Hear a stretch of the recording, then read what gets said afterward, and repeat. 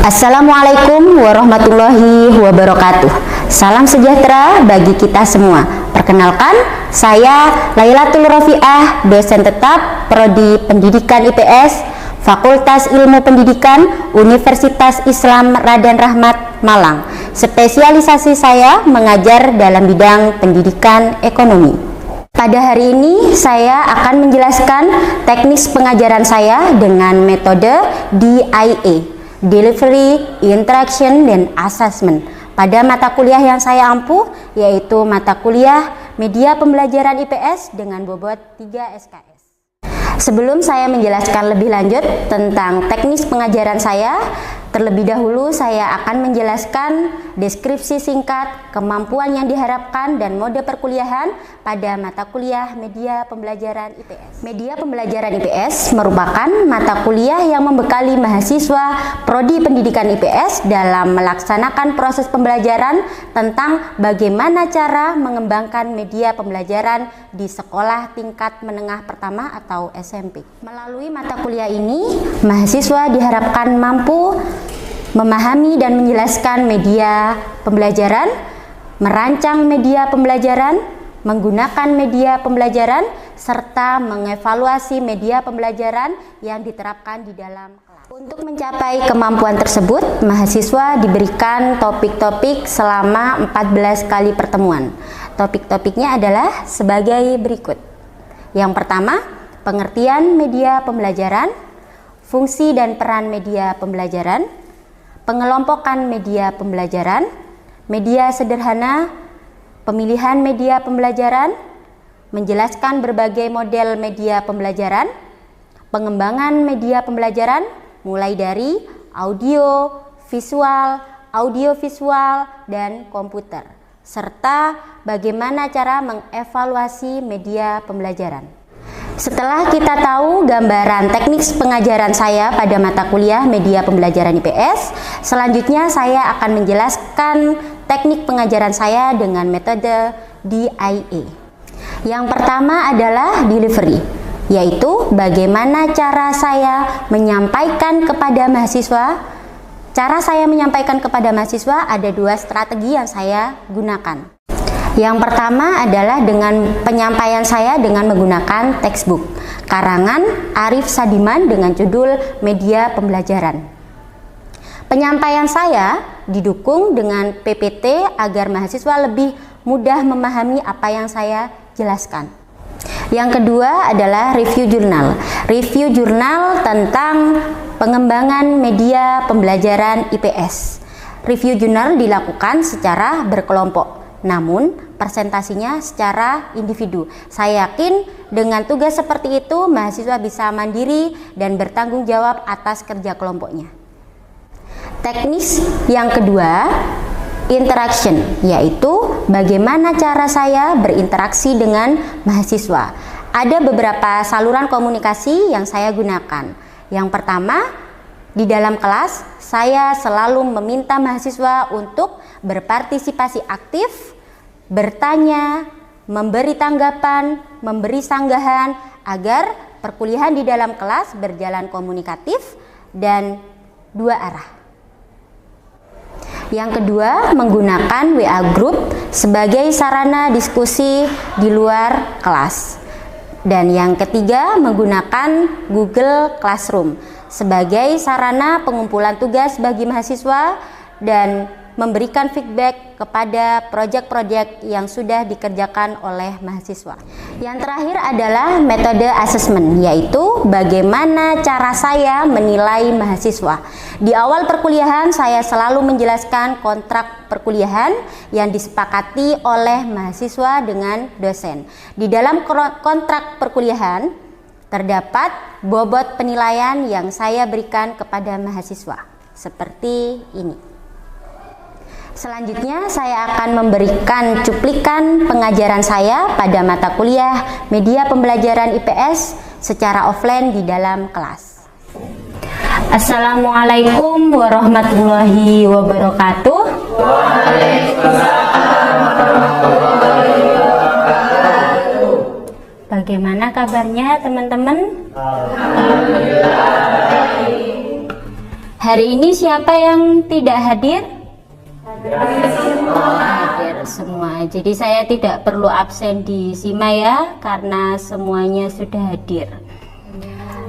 Pada perkuliahan hari ini saya akan menjelaskan tentang jenis dan karakteristik media pembelajaran.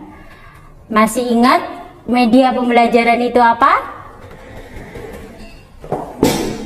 Penyalur informasi pesan pada penerima pesan. Penyalur informasi pesan pada penerima pesan. Ada yang lain? Sarana penyampaian pesan.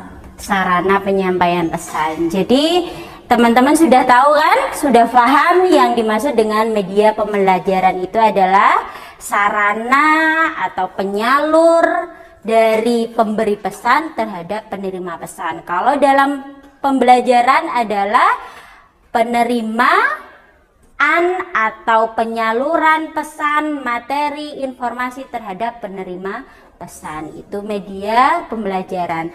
Dan pada hari ini saya akan menjelaskan tentang jenis dan karakteristik media pembelajaran. Bisa dilihat di depan. Jenis media pembelajaran itu ada 4. Yang pertama adalah media visual. Media visual itu berkaitan dengan unsur penglihatan. Unsur penglihatan, jadi media visual bentuk-bentuknya seperti ini. Ada gambar, diagram, peta, grafik. Jadi media yang bisa dilihat oleh peserta didik itu dalam kategori media visual. Bisa dipahami? Bisa. Lanjut ya. Dan untuk yang kedua,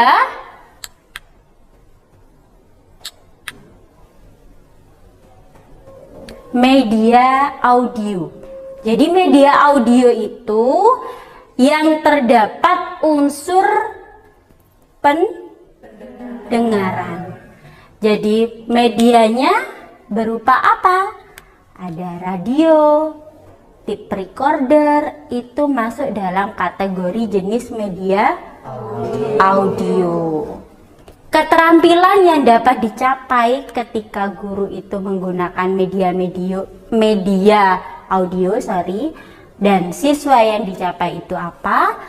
Pemusatan perhatian, mengikuti pengarahan, melatih daya analitis, menentukan arti dan konteks, dan memilah-milah informasi. Itu adalah keterampilan yang dicapai ketika menggunakan media audio. Bisa dipahami? Bisa saya lanjutkan? Nah, selanjutnya adalah yang ketiga, media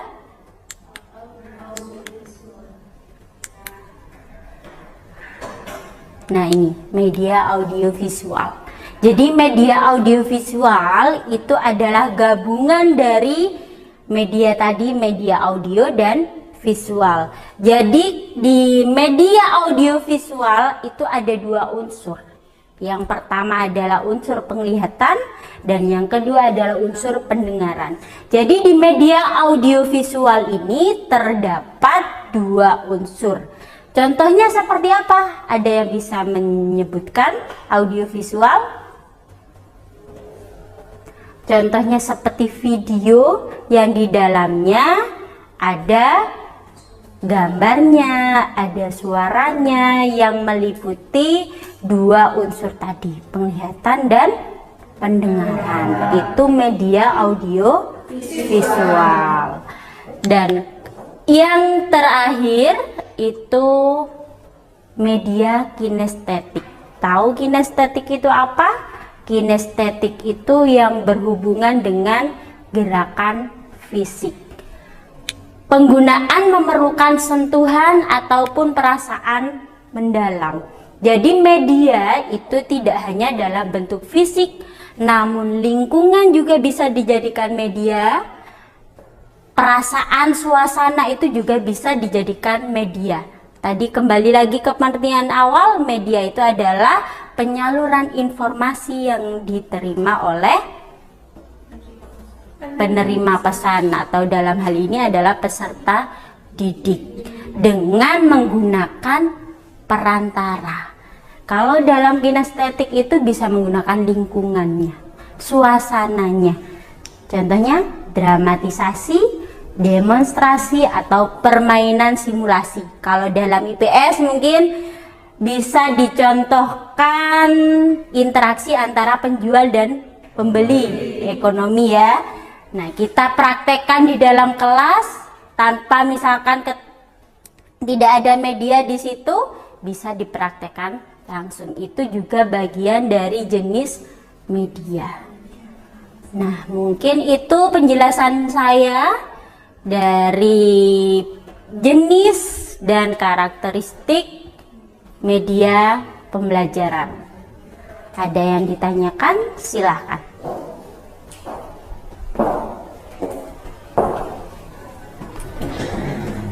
Ya. Saya ingin tanya, pertimbangan apa yang perlu dilakukan oleh seorang guru dalam menentukan media yang digunakan dalam pembelajaran? Terima kasih. Siapa namanya, Mbak? Saya Wiwi Lailatul. Wiwi Lailatul. Yang ditanyakan tadi itu adalah pertimbangan apa ketika kita mau menentukan media apa yang digunakan di dalam kelas. Kalian calon guru jadi perlu mempertimbangkan mau menggunakan media apa di dalam kelas. Yang pertama adalah tujuan pemilihannya apa. Misalkan tujuan pemilihannya kalian bisa melihat dari materinya, karakteristik materinya apa. Tujuan pemilihan media pembelajaran. Terus tingkat kematangan siswa itu. Misalkan contohnya kalian kan sudah tahu jenisnya media, ada audio visual dan kinestetik. Misalkan sampean ngajar di TK, kematangan emosionalnya kan masih tidak bisa dijelaskan secara abstrak, tapi sampean menggunakan media audio, hanya menjelaskan dengan suara saja. Siswa bisa paham apa tidak? Nah, jadi dilihat dulu tujuan pemilihannya, sasarannya untuk siapa, siswa kelas berapa, tingkatannya berapa, itu juga perlu dipertimbangkan. Dan yang kedua adalah sarana dan prasarana. Sarana juga harus ada untuk memanfaatkan hal tersebut atau media tersebut. Yang kedua adalah kemampuan seorang guru tersebut dalam menggunakan media. Misalkan ada guru mau menggunakan media A, tapi megang aja nggak bisa, mengoperasikan tidak bisa. Jadi tidak akan bisa mencapai suatu pembelajaran yang efektif ketika seorang guru tersebut tidak bisa menggunakan media itu. Bisa dipahami? Bisa. Bisa. Ada lagi yang ditanyakan?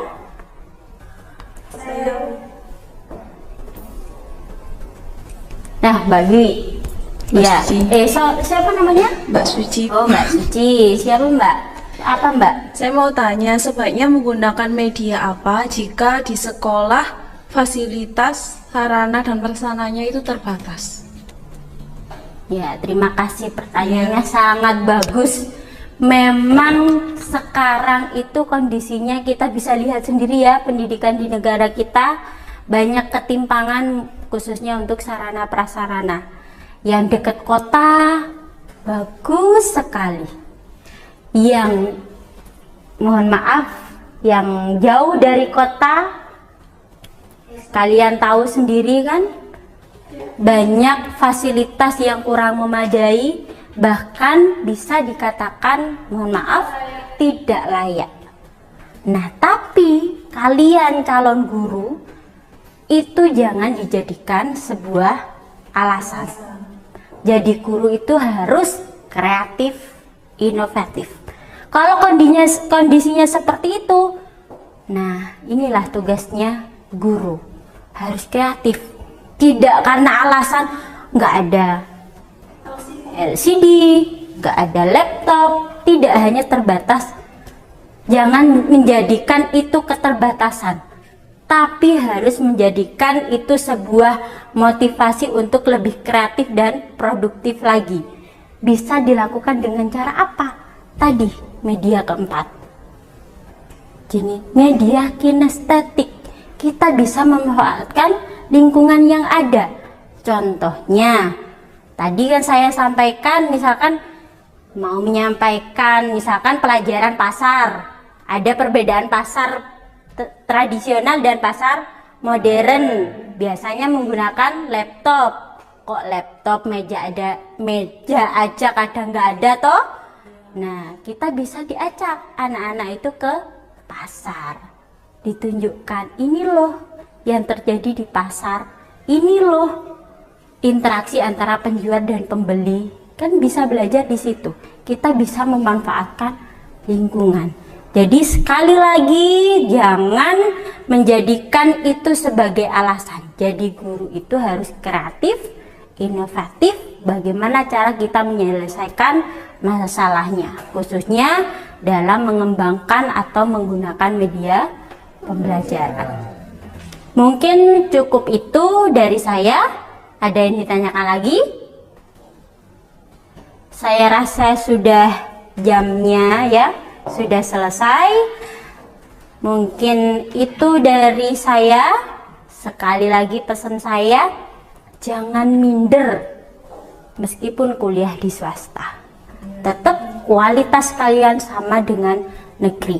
Perbaiki prosesnya, perbaiki diri kalian untuk menjadi lebih baik. Semoga teman-teman yang hadir pada kuliah hari ini bisa menjadi guru yang profesional, inovatif, produktif, dan bisa membanggakan kalian, khususnya orang tua dan universitas. Mungkin cukup itu dari saya. Wassalamualaikum warahmatullahi wabarakatuh.